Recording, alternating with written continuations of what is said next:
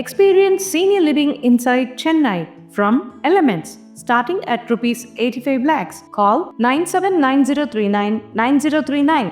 தமிழகத்துல கூட்டணி ஆட்சி அது தனித்து பெரும்பான்மை ஆட்சி கூட்டணி தமிழ்நாட்டுல சட்டம் ஒழுங்கு இருக்கா இல்லையான்னு தெரியல. யாருக்கும் பாதுகாப்பு இல்லாத சூழ்நிலை. பாதுகாக்க வேண்டிய காவல்துறையே ஏவல் துறையாக மாறி இன்றைக்கு குண்டர்கள் போல செயல்படுகிறார்கள். உயிருக்கு பாதுகாப்பு தர வேண்டிய காவல்துறையை உயிர் போவதற்கு காரணமாக இருந்து இன்றைக்கு தமிழ்நாடே கொந்தளித்து போயிருக்கிறது. இன்னும் சொல்ல போனா விலைவாசி விண்ணை முட்டுகின்ற அளவுக்கு உயர்ந்திருக்கிறது. இந்த ஆட்சியில யாருக்கும் நிம்மதி இல்லை.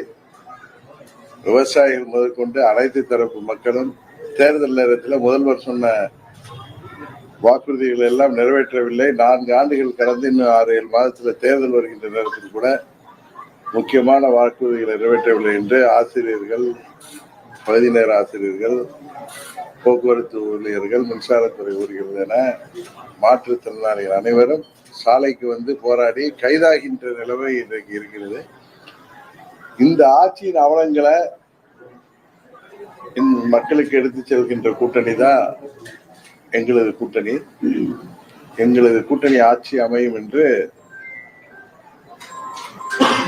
அமித்ஷா அவர்கள் சொல்லியிருக்கிறார்கள். உறுதியாக திமுகவை வீழ்த்தி தமிழ்நாட்டில் மக்களாட்சி, புரட்சி தலைவர் ஆட்சி போன்று, அம்மா அவர்கள் ஆட்சி போன்று ஒரு சிறந்த ஆட்சியை எங்களது கூட்டணி கொடுக்கும். ஒவ்வொரு கட்சிக்கும் ஒரு விருப்பம் இருக்கும். ஏற்கனவே ஆண்ட கட்சியாக இருந்தவர்கள் அதை சொல்வார்கள். பொறுத்திருந்து பாருங்கள். சுமூகமாக கூட்டணி இன்னும் பல கட்சிகள் வர இருக்கின்றன. எல்லாம் சுமூகமான ஒரு சூழ்நிலையில இந்த திமுக வீழ்த்துகின்ற மக்கள் ஆதரவோடு வீழ்த்துகின்ற சூழ்நிலை தேர்தலுக்கு முன்பு சுயராக உருவாகிடும். அதனால நீங்க ஒவ்வொரு கட்சி தலைவர்களும் சொல்கின்ற கருத்தை வைத்துக் கொண்டு அதுக்கு மாதிரி கருத்தை இப்படி கேட்டுட்டு இருக்காதீங்க. தேசிய ஜனநாயக கூட்டணியின் ஆட்சி உறுதியாக தமிழ்நாட்டில் 26 மே மாதத்தில் அமையும்.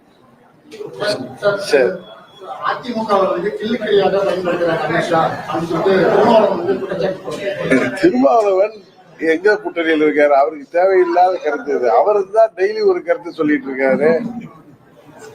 அவருடைய கருத்துக்களை பாத்தீங்கன்னா முதல் நாள் ஒண்ணு இருக்கு, அடுத்த நாள் ஒண்ணு இருக்காரு.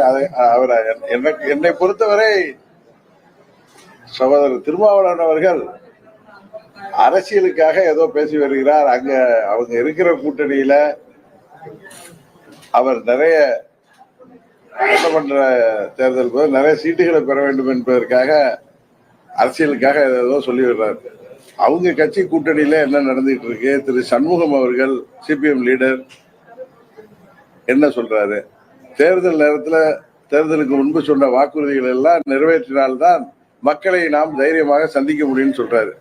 இதே திருமாவளவன் என்னெல்லாம் 6 மாதங்களாக கடந்த வருடத்திலிருந்து பேசிட்டு வர்றாருன்னு உங்களுக்கு தெரியும். அதனால அவர் திமுக கூட்டணியில் உள்ளவர் சொல்கிற கருத்தை எல்லாம் பெருசாகிட்டு நீங்க கேள்வி கேட்பது எனக்கு என்னமோ அது சரியாகப்படவில்லை.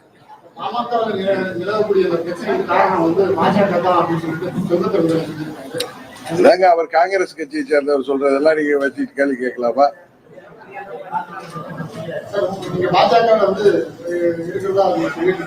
திரும்ப திரும்ப எங்க கூட்டணியை பத்தி தான் கேக்குறீங்களே தவிர தமிழ்நாட்டுல இன்னைக்கு நடப்பதை பத்தி யாராவது கேட்கிறீங்களா?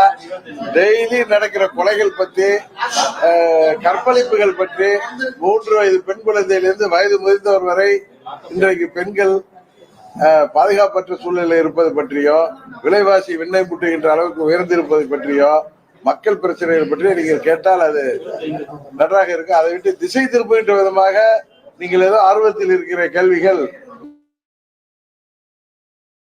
தெரிகிறது. எப்படி திமுகவும் அதன் கூட்டணி கட்சிகளும்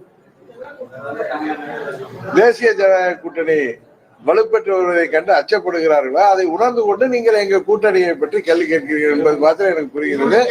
உங்களது எதிர்பார்ப்பு போல நல்ல விதமாக எங்களது கூட்டணி சிறப்பாக செயல்பட்டு மக்கள் ஆதரவோடு நீங்கள் எல்லாம் எதிர்பார்ப்பது போல இந்த திமுக ஆட்சியை, மக்கள் விரோத ஆட்சியை முடிவுக்கு கொண்டு வருவோம். ஆமா, அதான் சொல்றேன். திரு ஸ்டாலின் அவர்கள் ஆட்சியில கடந்த 4 ஆண்டுகளாக ரவுடிகள் ராஜ்யம், எப்பெல்லாம் திமுக ஆட்சிக்கு வருதோ அப்பெல்லாம் ரவுடிகள் சாம்ராஜ்யம் கொடிகட்டி பறக்கும். அதுக்கு நேர்முகமாகவோ இல்ல மறைமுகமாகவோ திமுகவின் ஆதரவு இருக்கும். நீங்க நல்லா பாத்தீங்கன்னா 3 வருடங்களுக்கு முன்பே நான் சொல்லியிருக்கேன், விழுப்புரம் மாவட்டத்தில், குறிப்பாக நமது விழுப்புரம் மாவட்ட பகுதியில எனக்கு வந்த தகவலின்படி பல ரவுடிகள் திமுக கொடியை போட்டுக்கொண்டு சுற்றி வருகிறார்கள், அவர்களுக்கு பாதுகாப்பு இருக்கிறது என்று நான் சொல்லி வருகிறேன். அதுபோல போதை மருந்து கடத்தலாக இருக்கட்டும், சட்ட ஒழுங்கு பிரச்சனையாக இருக்கட்டும், இன்னும் சொல்ல போனா மணல் கடத்தலாக இருக்கட்டும், எந்த ஒரு மக்கள் விரோத செயலையும் அதில் மறைமுகமாக ஆளுங்கட்சியின் ஆதரவு இருப்பது வெளிப்படையாக ஊடகங்களிலேயே சொல்லப்படுகிறது.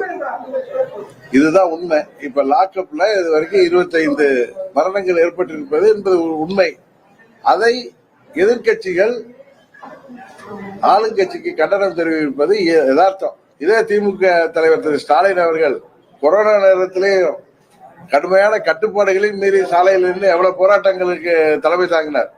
4 பேர் கூட மக்கள் கூட வேண்டாம் என்று உலக சுகாதார நிறுவனம் கேட்டப்ப கூட அதெல்லாம் மீறி சாலைகளில் போராடினார். அதனால எதிர்கட்சிகள் அவர்கள் கடமையை செய்கிறார்கள். அதுவும் ஆளுங்கட்சியில் நடக்கும் இந்த ஆட்சியில நடக்கிற சட்டவிரோத செயல்களையும் காவல்துறையின் இது போன்ற மோசமான நடவடிக்கைகளை, லாக்அப் டெத்துகளை பத்தி எல்லா கட்சிகளும் போராடுகின்றன. இன்றைக்கு அதன் ஒரு இதாக இன்றைக்கு சென்னையில திரு விஜய் அவர்கள் ஆர்ப்பாட்டம் செய்திருக்கிறார்.